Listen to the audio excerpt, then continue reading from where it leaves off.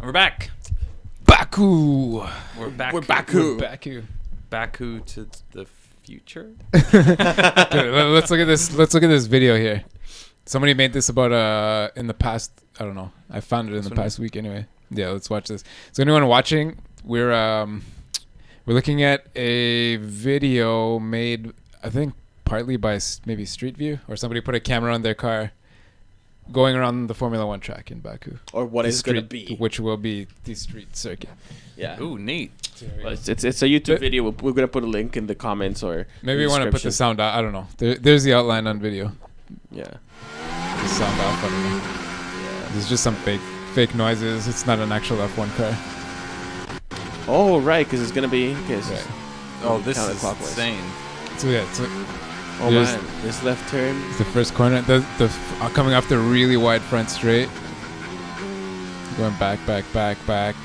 Up to the north part of the circuit here. Now, this is going to be one of the highest speed zones, right? I think the front will be. Yeah. This circuit is going to have like a nice long straight. And they're going to be able to actually reach top speed.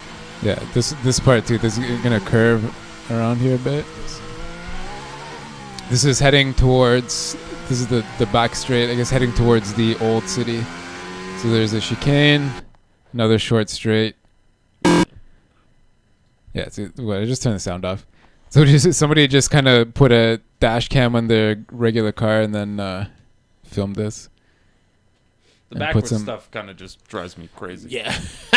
Like what? Yeah, I guess some of these are one-way streets that are going to be raced backwards, so the video is sort of reversed from the back of the car. So here's the old city. There's the narrow section going uphill. Chicane. That's the corners 8, 9, 10, 11, 12. One of those silly London cabs that they brought. Yeah, there's one of the London cabs. So now we're at the third sector of the circuit, the sort of curvy sector. You're gonna sort of swoop around here and go back downhill, back towards the water. And okay, there's a lot of sun in the video. That's here. gonna be that crazy straight where they're gonna be able to like just really gun This is downhill.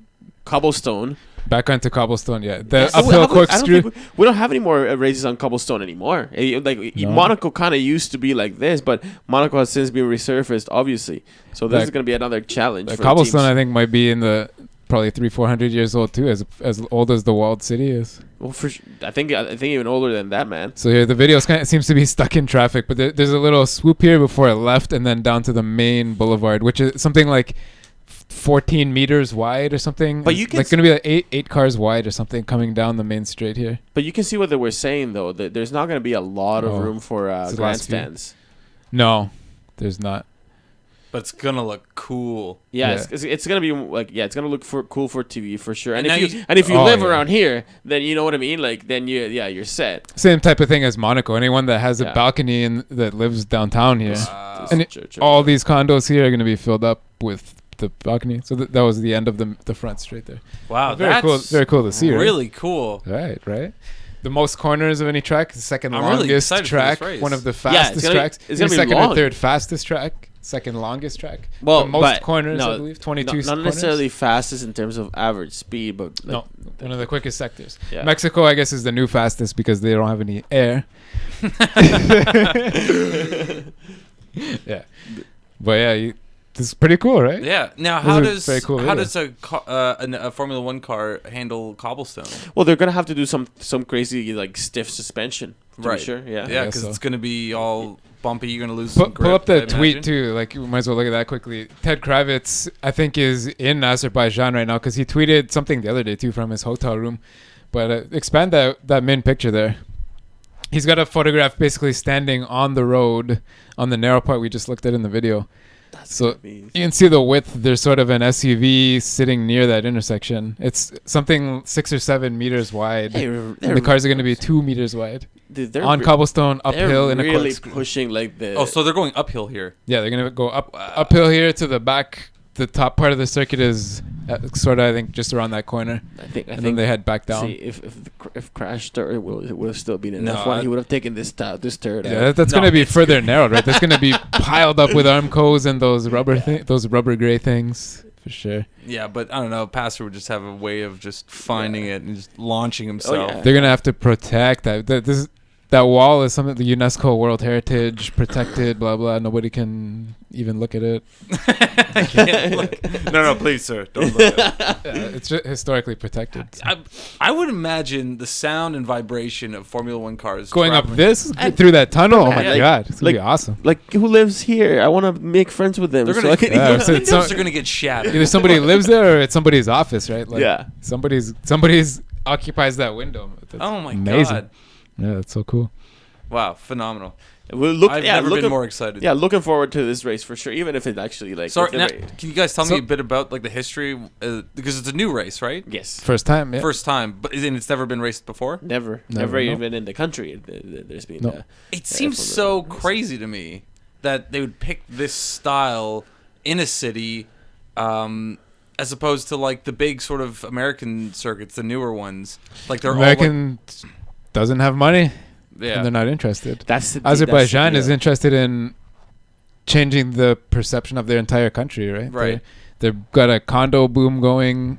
They're promoting. They just held we were talking earlier about the Eurovision Awards. Right. They bought 1,000 of these London black cabs to populate their city. They replaced their entire taxi system to be more modern. They really want to show the world that like, hey, like we're not like some like backwards like Middle Eastern country. Like we actually like have more in common with the city is built in a beautiful bay. They have an amazing beach there on the front. Wow. You see there's a lot of condos and offices going up, so they're having some kind of boom there. But the story of these places in the world, man. Historical city as well. Yeah, but okay, so they used to be very much like what we consider like they're surrounded by countries like Syria, Iran, etc. Right? Mm-hmm. They are around that same neighborhood, places like Azerbaijan, but also the country of Georgia.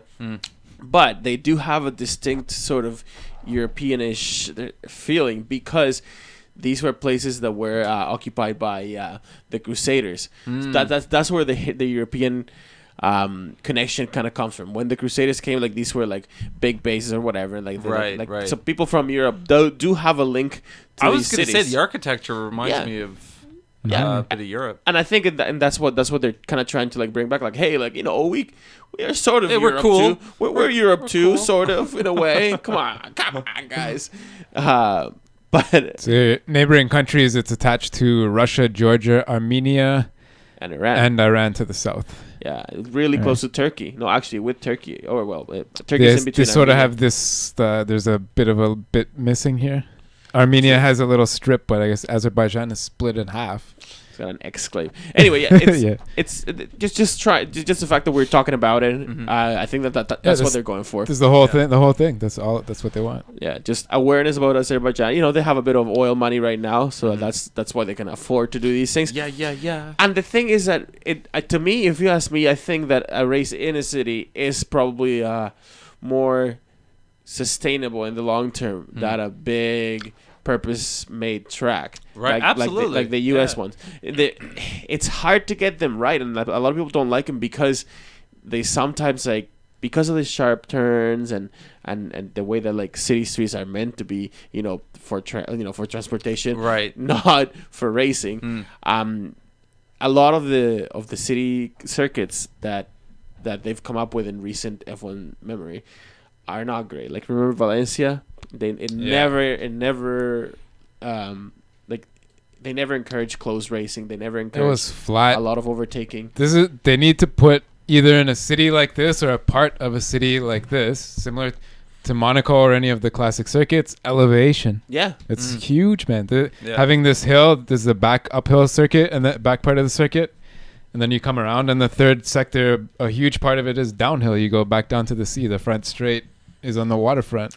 I think it's the main boulevard of the city. Right? I think someone was listening to us. Yeah. I really do. Because this is like what we asked for. Yeah. And they moved this to be a sunset race now too, which... But the reason I really wanted to talk about Baku this week, something disappointing. Last week, the full season calendar was published for race times. Right. And there was sort of gentleman's agreement between the Baku European Grand Prix and the Le Mans 24-hour race, that they wouldn't interfere. That's why it was moved to a night race. Okay. And the race here was set to start after the checkered flag of the Le Mans race, but now they're going to overlap. This race was moved forward 1 hour, so earlier in the day 1 hour, so that to cause it to not end in full darkness. But it's going to overlap the Le Mans race for 1 hour, which is kind of shitty. Then they just announced that sort of underhandedly yesterday. Sort of like, by the way, it's going to be a 1 hour earlier. But yeah, that's the excuse or reason. I don't know. Like, they're going to save some money on lighting or yeah, what? Probably. Like, because probably. I guess the Singapore race, they talked about it cost something like $2 million to light it or something, or millions of dollars. They have to use a lot of lights. But not ending in full darkness, it doesn't really make sense. Or is that just like to be distinct, I guess? Because I think Abu Dhabi starts in daylight, ends in full darkness. I think that Singapore isn't all in full darkness. Yeah, but they can they have the infrastructure. If these people, if Baku thought that they were gonna be doing a daytime race, they didn't give it. They probably didn't buy enough of the lights that they needed, and maybe it's a bit too late to like plan around to put these lights. Maybe they were planning to light parts of the track at night, anyways, to have like Monaco. People are out in the circuit at night, walking around talking about the race, and it's like a street party for the weekend, right? And type of thing, because it's lit. Yeah. Right. Yeah. They obviously have street lights in Azerbaijan too, because it's but they're not. They probably don't meet like the FIA requirements. Yeah, exactly. Yeah, I think it's like downtown. They have lights there. Whatever. To be honest, like as much as I do like the idea of the Le Mans 24-hour race, there's only very few people that are gonna be watching that for 24 hours, like the whole freaking race. You watch the highlights, and if you are like really into it, then maybe you can watch the Grand Prix and then download the files later. Right. Or if you got two televisions or a remote control, you can just switch between them. That's right. Yeah. Is that a big deal? No. I think a lot of people that watch are fans of a driver too, so you only really have to watch a third of the stints if you're really following one guy. True. No one's watching a 24-hour. But I understand. Like, what I mean. People are watching the highlights and are there and camping out, and it's a festival and you know what? And one day I would like to go and be there for a Le Mans. Like, I think it would be fun to just be like here and there, but you're not there the whole 24 hours. No, that's stupid. It would have. Aside from Baku, wouldn't have been a night race if they held this in the afternoon, like most races, 1-2 p.m. Right, and then they occupy 1 or 2 hours in the middle of the Le Mans race, and then they still have the full final 2-3 hours. Yeah, exactly. Of Le Mans would be free, but I don't know. Anyways, that's the way it's gonna happen. They're gonna overlap.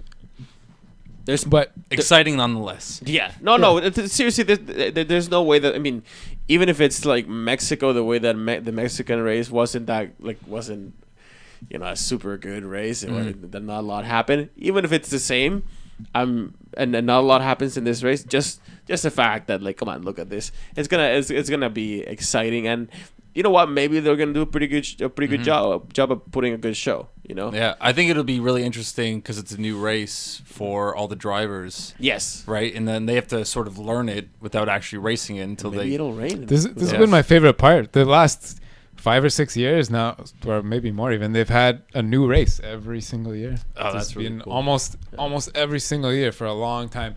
And there's more even planned. Next year is, more and more. It'd be interesting to see the stats of who finished where in the new races throughout the years. All the new tracks as they were. Yeah, as they were. So like who finished in that year top place or top 3, and then their place in all the new circuits. and then in the new circuits. We should look something we could look at. Ooh, interesting. We'll try to remember to do that. But I guess there's going to be a lot of Brits, Germans, French people disappointed about the end of the Le Mans being covered up. That's most of the market, I think, for the Le Mans race anyways. Yeah, I guess so. It's a lot of the market for the European Grand Prix too, is the Brits, Germans, and the French. And some of the people are going to be the most disappointed. That still kind of irks me a little bit. The fact that they were so adamant to call it the European Grand Prix, they could have. Why not just make it the Azeri Grand Prix? Be proud, like yell it from the rooftops. Yes, but we're Europe. Like you can say that once people are there and just show them around and be like, look, isn't this just like? but why wouldn't you call it the Azeri Grand Prix? Right? Well, a little segue, anyways, for the disappointment of the Europeans. Silverstone. So, they're tight on cash. Right. They're very tight on cash. Silverstone is in Forbes this week. Yesterday. Oh well, right. Is it an article written by Christian Silt? It is written by Christian Silt. So this is Bernie's words. Okay. Yeah. I write about the business of auto racing and theme parks. He's a contributor to Forbes. So I'm glad that you know that because I did not know that. Yeah. Christian Silt. I actually can't see his face on my computer because I have all this blocking shit. But ECCLESTONE is making the point in this article that you're not selling this track. So the way that it works is Silverstone is owned and controlled by the BRDC. A group called the BRDC. You want to explain what that is? They're the British Racing Drivers Association. Oh, okay. Or British Racing Drivers, whatever the C stands for. There's 850 members of the BRDC. If you look at whenever, I think that they have like certain rules even to be part of it. So, for example. Obviously Damon Hill is part of it.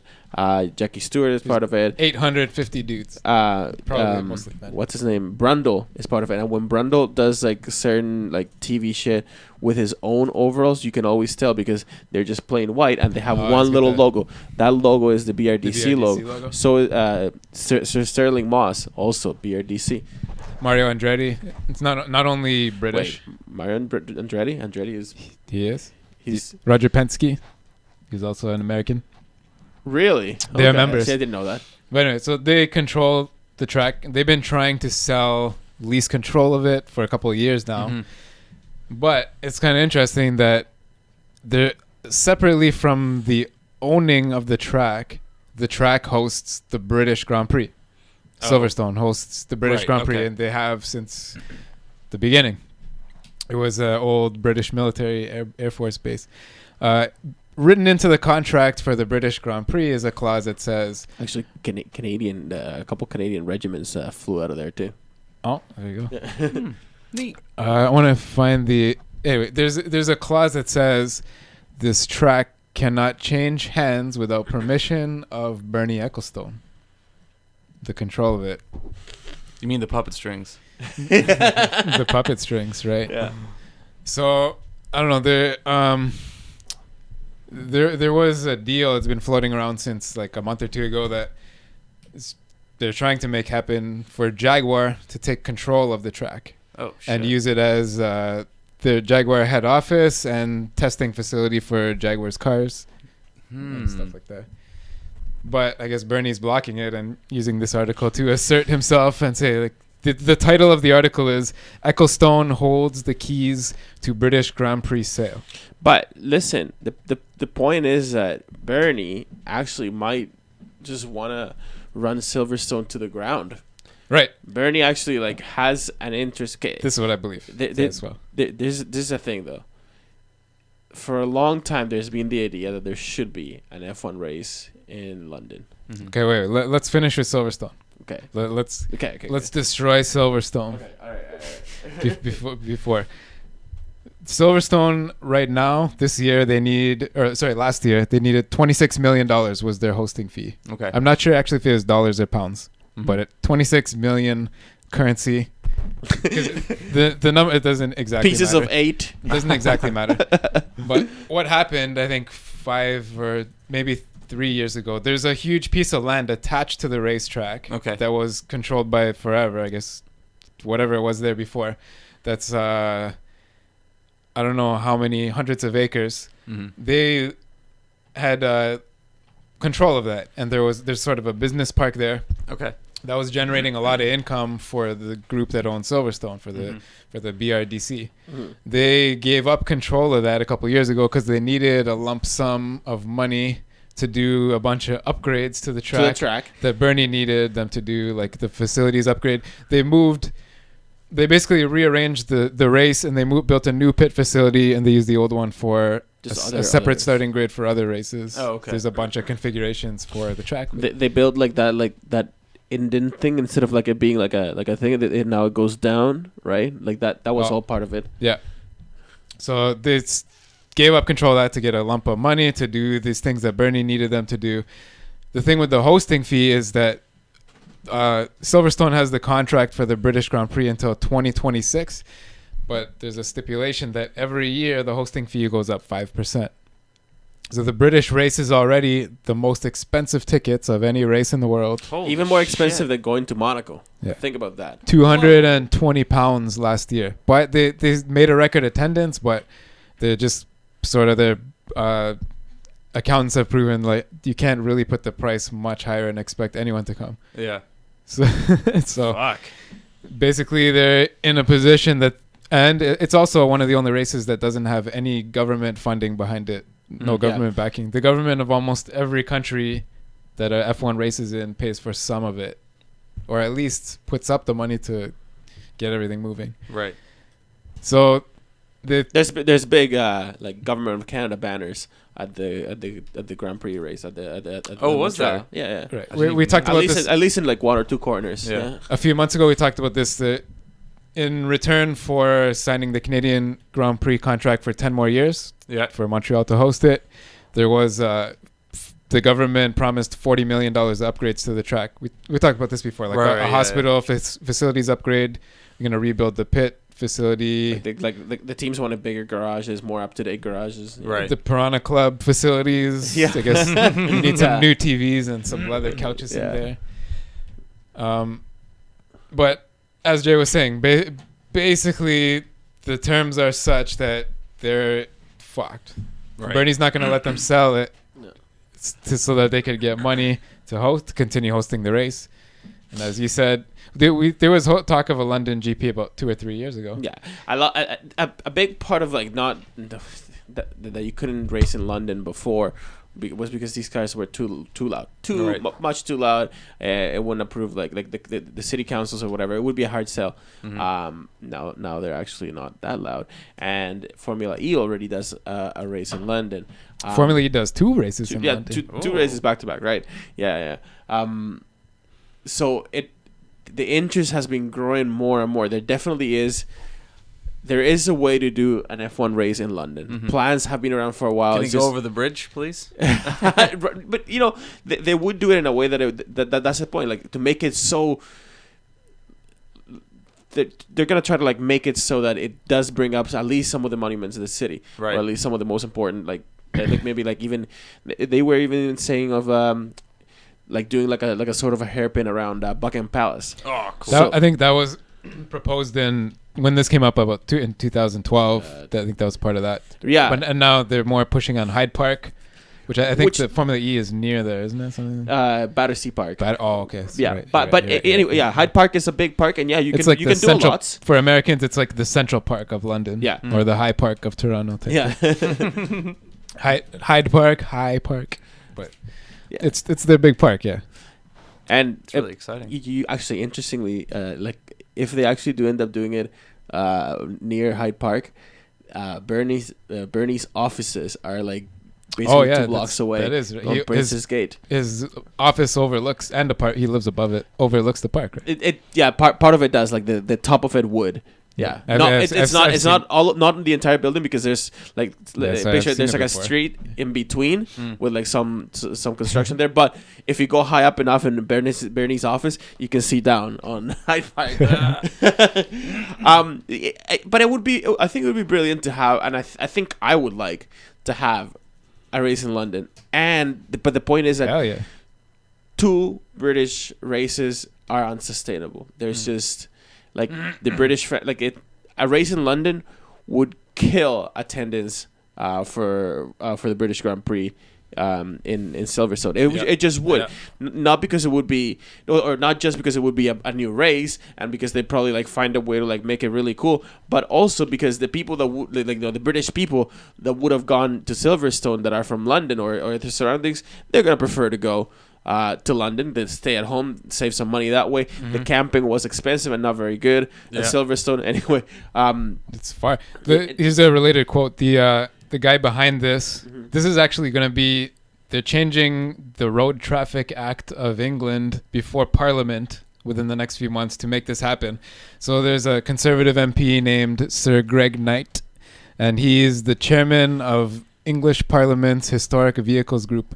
And his exact quote is, "This will open the sport up to the public who don't have 220 pounds to get into an F1 race." Wow. And the 220 pounds is like for direct GA tickets, like what we got in Montreal, where you got to stand on, for the shitty seats. you get to bring a lawn chair and sit in the grass. The grandstands are in the hundreds of them. So, but that was like a very in, particular shot at that whole Silverstone. More or less, yeah. I'm sure. Obviously, he's being lobbied from behind by Bernie, right?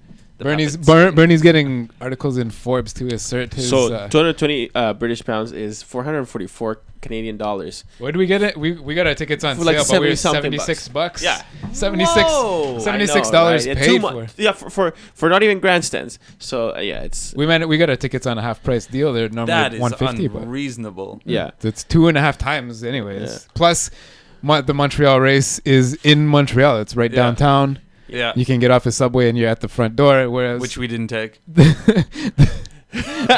British race is very, very far from London. Walked every time. It's a long bus ride. An hour and 45 minutes or so away. Well, almost 2 hours away. And it's in the middle of nowhere. A lot of people hate it because you can't it's an inconvenience, right? To go all the way out there. And honestly, I mean, as much as I like Silverstone and as much as I think it has produced like good races and it's not a bad track, if I had to give up Silverstone to have a race in London, I'd say that not only does that make sense, but it could be better altogether. Silverstone track is it's one of my favorites. Yeah, but would you really like? I think. No, yeah, I'd give it up. I'd give it up for a London Grand Prix downtown for sure, absolutely. but as far as it's in the same way. Say if I'm playing the Formula One video game, I'll pick that. It's in the same way that I would prefer, like, you know, as much as I'm nostalgic about Monza, and I do say like, oh, you know, the Monza can't go away. Yeah, I'm less enthusiastic for Monza. But if they did a race around Milan or even Rome, I'd be like, Monza's gotta go. Imagine that's it. Imagine a huge curve around the Coliseum or something like that. Yeah. Oh my god. Oh my god. Yeah, I would say so. And come on, it looks cool. And a lot of F1 fans do say, like, you know, street races are, you know, they're the worst because, you know, they don't show the cars like full ability. Come on, they are cool still. Of course they are. Yeah. I like them more personally. Most of them I like more. But yeah, this is great. It looks like it's gonna happen. Like, they're determined. They maybe had in 2026. I think no, it's not gonna take that long, man. They're pushing this through. Well, Bernie Ecclestone is destroying the Silverstone British Grand Prix. Absolutely. Why would that? That's what that article's about. He's not going to allow them to sell it. They've been trying for 5 years, and he's been pushing. He's got this guy, member of parliament, on his side. They've got Formula E the past 2 years, massive success. Yeah. No problems with shutting down the roads. Nope. Because apparently right now, the way that the Road Traffic Act is, a lot of British laws are really old. Mm-hmm. So it takes months or up to a year, as far as I read into this, to get the licensing and everything from local council and everything. Part of it is big thing to do with the noise and shutting down the streets. Yes. Because there's a lot of one-way streets and horse roads and stuff in London. There used to be horse roads. So it's a big problem. But I guess they've proven now they can do it. They're trying really hard. Bernie wants it. Outside his office. Definitely wants it. Yeah. And he's got Parliament legislation going before Parliament. It says within months. This year, within months. Yeah, they're expecting it to pass before the end of this year. Wow. To basically allow the local councils of London to basically shut down roads and not have to go through Parliament to get a license. Even Sterling Moss, who was in F1 back in back in the day. I saw him talking about it. Yeah. They almost did it one time. Yeah, apparently it was almost done, but Scotland Yard shut it down. The local police. Before the internet and stuff, they had this race set up to go. Yeah. But the police shut it down before it happened.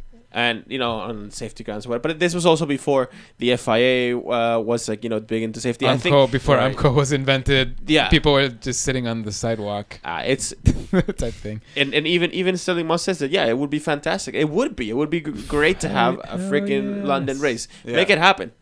Yeah. I want to see it. More Now- city ones. Now More city streets. Bernie is not like that. It's kind of suffocating the British Grand Prix of Silverstone thing. Right. And maybe he has a future in mind for London race.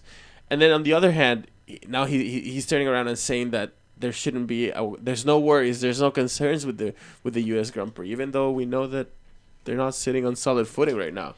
Yeah, so I don't know. They made an announcement yesterday that more or less reiterated what Bernie said, and this was from, I forget the exact title, but he's the head of the track, the chairman or whatever. Yeah. He said, I can't say 100%, but it looks like this is our 5th year. Everyone's looking forward to it.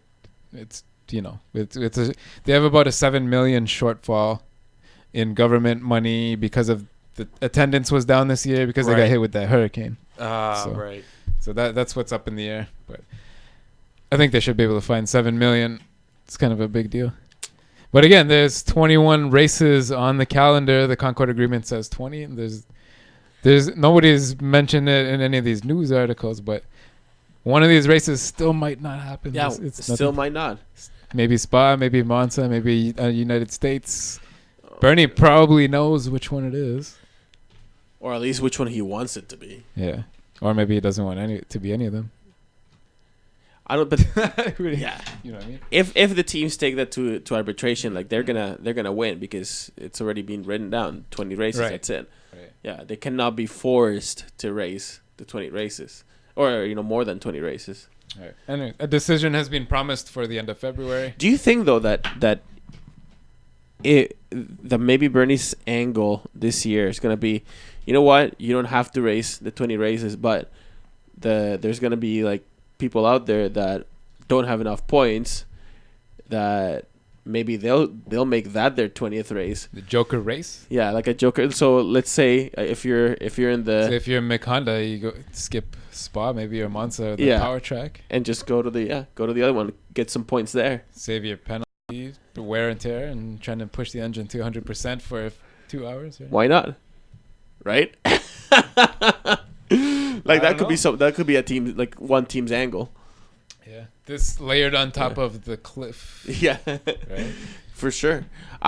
Do we have you had something else about an extra other track? No, that's it. Oh, that's it. Okay. But That's all. but again, okay, yeah, Baku gonna be great. Silverstone, It's going to be great still. But London would be better. yeah. It's not happening this year, but could next year. Yeah. Take a look. It's on the Formula E race, the London race. It looks pretty awesome. Yeah. Cool. Check it out.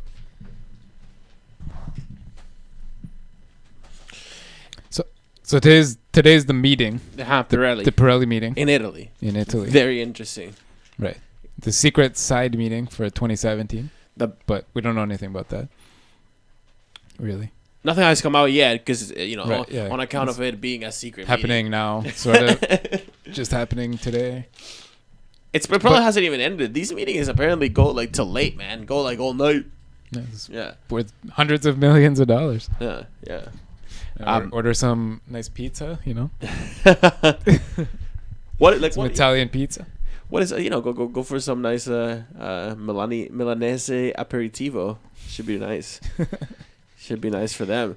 No, but I think I will. I mean, obviously it's in Milan because Pirelli wanted them to go to Italy. Right. Yeah. But- There's a special Pirelli called meeting. But Bernie called yeah. everybody else so they could have an extra meeting before the real strategy group meeting next month, February 23rd. Because March 1st is the signed deadline for 2017 rules to be finalized. That's forever. when they need to be like Right. Unless, fast. well, finalized without unanimous consent. Beyond March 1st, and especially if they're That goes to show you. bringing around a revolution as we've been promised for Yeah, for the but past year and a that half. goes to show you, man. Holy shit! So to prepare for the last year, the team, like within the first quarter of the year, they already start thinking of next year. Yeah. That's insane. Yeah. Yeah. Well, I think a bigger part, I think, possibly, is Pirelli needs a huge lead time, especially if they're going to change the entire construction, which is still possible. Two days ago, ahead of this meeting, Bernie came out and said that he believes, in quotes, 1,000,000% that Formula One should go back to and be about maximum attack racing, which is not what he said in 2010 when he signed Pirelli to bring in these cliff tires. Right. But he said 2 days ago, Formula One needs to be maximum attack, 1,000,000%.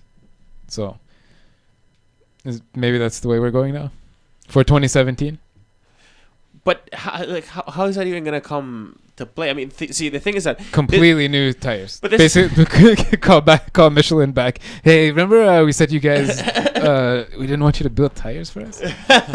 Change their minds. No, but okay, listen. This is obviously in the back of that one meeting that happened before Christmas, where the teams were like, oh, we're gonna have to come up with these crazy new aero, and it's not gonna be ground effect. It's just gonna be like they're gonna be bigger wings and more flexibility on the wings. It's just gonna be crazier with the aero that we know right now. Mm-hmm. This aero is just they're just gonna amp up the craziness on it. And then Pirelli went and said, no, you can't, because if you go ahead and do that, we're just gonna have to make tires that are stronger, and because they're gonna be stronger tires. What they first said, gonna slow everything down, so it's gonna negate the effect that the higher or the higher downforce. What they first said is that the current tires could take it, but they'd have to be run 6, 7, 8 psi more, which the teams don't want. Yes, they said the tires could take it, the construction, and that 3 seconds is more realistic. The original 5-second max grip idea is gone. Because of that. Because it doesn't make sense. And 5 seconds fast, having the cars 5 seconds faster doesn't necessarily. It's not going to guarantee you anything. It's not going to guarantee you that the racing is going to be closer. That the cars are going to be more difficult. In fact, to drive. Every driver has been screaming against it since the idea was floated. Yeah, because every driver's against it because they know that's not the answer. Yeah, the aerodynamic wake, the disturbance zone, the dirty air. You can't drive close behind. So now hopefully cooler heads prevail or will prevail, and they do go back to more of a revolution as opposed to an evolution of the current rules. Right. Well, there's a secret revolution this year happening with Pirelli. Let me say this first. In 2011, for those that are newer to F1, Pirelli became the sole tire supplier to Formula One with a mandate from Bernie that the tires should wear out quicker. They should have a drop-off point to force pit stops and force drivers to save their tires and cause closer racing and be more careful about the fighting. So this is they used something called the thermal degradation. Mm-hmm. That if you drove, there used to be 2 shots. Right. two shots of beer. Yeah. But the idea behind those tires, the construction of them, was if you drove them too hard and they reached a certain temperature, the rubber went above a certain temperature, it would change, the compound would change its consistency irreversibly, and the tire, that was the cliff. But the problem with these tires, the cliff was also, I think it was one shot. What I'm referring to is that back in the day when we were watching the races together, 2011-12 was the drinking game of tires. Yeah, because every single race, man, they would just talk in the pre-show they would talk about tires. During the race, the tires was all the talk. Honestly, man, every 2 minutes you couldn't go more than 5 minutes without hearing Don't tires, thermal forget, degradation. This was before the new engines. Yeah, this is back when we still had the V8s. Yeah, they first brought this Pirelli. Yeah. Pirelli. Each one of those would be one drink. Some of the terms thermal degradation, that would be 2 drinks, and that was our drinking game. Cliff was definitely one of them in there, and I guess the Cliff is coming back in a totally different way though. So 2011-12 and 2011 and 12 they used this thermal degradation, but especially in 2012 and into 2013, there's a lot of accidents. The delaminations, that was Remember 3 when drinks. like the tires just unraveled. unraveled? Yeah. The intro clip from Sky from 2 years ago was that clip of the tire carcass almost killing. It was a lot. Actually this year there was one scene. I think it was Rosberg tire. Like just the circular part that goes around, like the belt around it, kind of like came loose from everything else, and it like continued on its way. It was hilarious. Vettel at Spa, he was even this year was close to sort of death. He was 100 meters from going into the wall.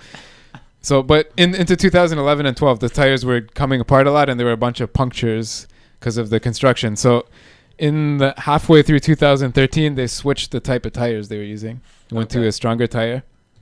And then after 2014, they changed the construction of the back tires to make them stronger because these new motors have so much torque with the turbocharger and the electric power. Mm-hmm. So they've sort of evolved, but they moved away from that thermal degradation because they couldn't make them safe enough. Right. But this new concept is called the undertread layer. The undertread layer. Right. So you remember we talked about the Abu Dhabi test at the end of the final race of the year. That we thought that it was going to be the for the X-Wed? Right. Well, yeah. Well, that's the teams kind of thought that too. Oh, there was media. The media was banned from the test. this happened on I think the Tuesday and Wednesday after the final race. Okay. Yes. In December in Abu Dhabi. The teams weren't told until the day after the test that they were testing some new prototypes for 2015 that have this cliff built in. But the undertread layer is at 70% wear, 70% of the layer of the rubber. Right. Instead of the rubber changing consistency, it's just a different layer of a different type of rubber, a harder rubber. So the tire is strong, and it turns to shit at 70% after you burn off 70% of the rubber. Right? Yeah. So yeah, that's where we're at. So for this year, though, something that hasn't been talked about yet, really, I guess it's the broadcaster's responsibility. Mm-hmm.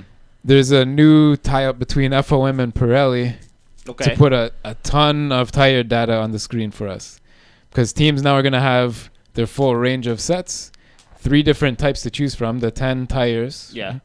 And so there's going to be a new graphic system done by Pirelli that's going to show you what each driver's got in the garage, what they've used, where they're at on their wear levels, possibly maybe their temperature. That was actually one of the suggestions that actually, if I'm not mistaken, that actually came from those surveys that like they had earlier last year. This year they're bringing that in so they're hoping that this new cliff will bring some of the kind of action we had in 2011-12, because it was really crazy. Nobody knew what was going on. Like, cars were just pulling in at like all different kinds of strategies. 7 different race winners in the first 7 races that hadn't been seen.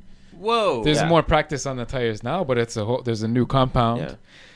That seems like it changes things fundamentally. Something else interesting. We talked maybe a month ago already. The teams had to choose. They were given the selections by Pirelli. They had to choose what tires they're bringing to the first 3 races, right, and then to Russia as well afterwards.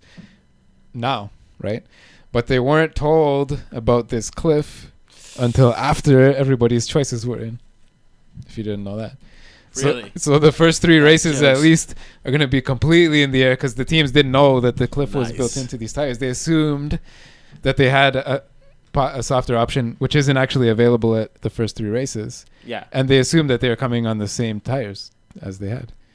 That's an underhanded sneak attack. But good. Yeah, sort of, but like lying. Just fucking lies. It's going to be fun to watch. Yeah, no, it's going to be fun to watch, but if I were a competitor, I'd be very upset. It's definitely like it's a waste of time. Throwing a bunch of calculations out the window. Yeah, he was like, well, fuck that. Oh, Jesus. Like that. Like dropping mics. No, that's weird. But I guess it's exciting. It's going to be exciting. It's going to be. Yeah, I think it's kind of like I can see how, yes. If you're cynic, I'm upset. If you're cynic about it, you can say that it's almost like artificially added now, like like a strategy shuffle, Right, like which sprinklers. it kind of is, but it's not. Yeah, but it's not quite like sprinkles. This is actually going to be very, very exciting to watch. Right. Like it's not gonna feel too artificial. I know that it's not, because if it's just bringing things back to how it was in 2012. Yeah, Yeah, the reason they stopped doing that was because they proved their entire construction was dangerous. Yeah. And drivers almost died.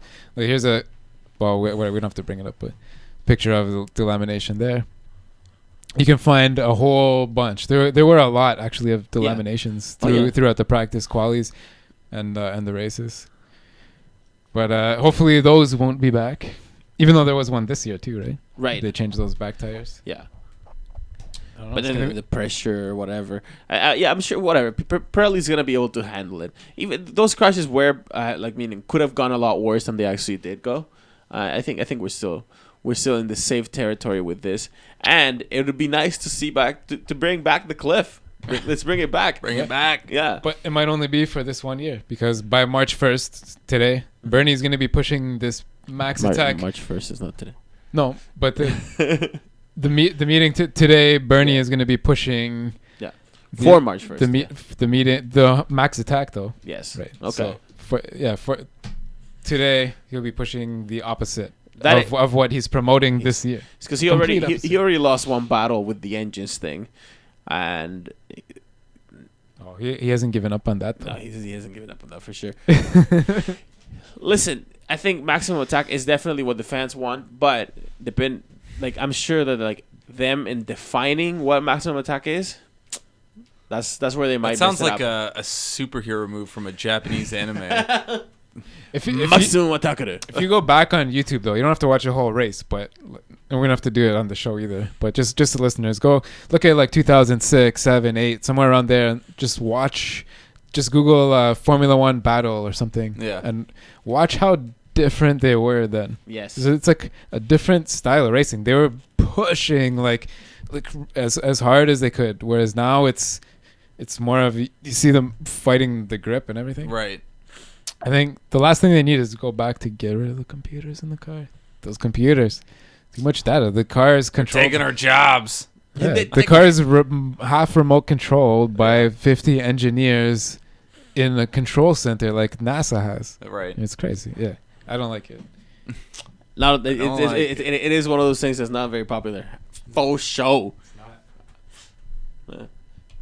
Anyways, I guess hopefully we'll have some answers, some real answers that aren't going to change again next week. Yeah, hopefully by this time next week, everything that came out of these meetings in Milan, we'll be able to know the outcome, and we will keep you guys posted with what we think about it. Let's talk about all the bullshit stories of the week now.